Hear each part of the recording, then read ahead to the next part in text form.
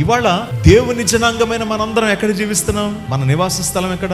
లోకం. ఇక్కడే పుట్టాం, ఇక్కడే పెరుగుతున్నాం, ఇక్కడే పెద్దవాళ్ళు అవుతున్నాం, ఈ పరిస్థితిలో చూస్తున్నాం. ఇక్కడే మన వీరితోనే స్నేహం, లోకంతోనే స్నేహం చేస్తున్నాం, లోకస్తులతోనే జీవిస్తున్నాం. ఆలోచించాలి, ఇది మన జీవితం. కానీ లోకంలోనే జీవించిన, లోకంలోనే బ్రతుకుతున్నా ఈ లోకం మనల్ని పట్టుకోవడానికి, మనం లోకంతో స్నేహం చేయడానికి వీలు లేదు అనే విషయాన్ని దేవుడు చెప్పాడు. బురద నీటిలోనే ఉన్న తామర ఆకు బురద నీళ్లు మీద ఉంచుకోదు, ఆ బురద నీటి చుక్క ఉండదు. దేవుని పిల్లలు, విశ్వాసులు కూడా అంతే.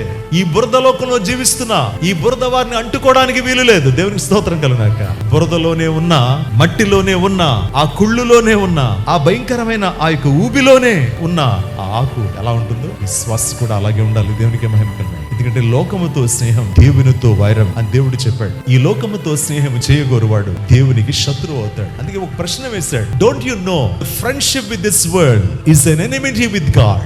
ఎవడు ఈ లోకముతో స్నేహము చేయగోరునో వాడు దేవునికి శత్రువును ఏమవుతాడు? దేవునికి శత్రువు అవుతాడు. కనుక లోకంతో స్నేహం చేయడానికి వీలు లేదు. లోకము నుంచి బయటికి రావాలి.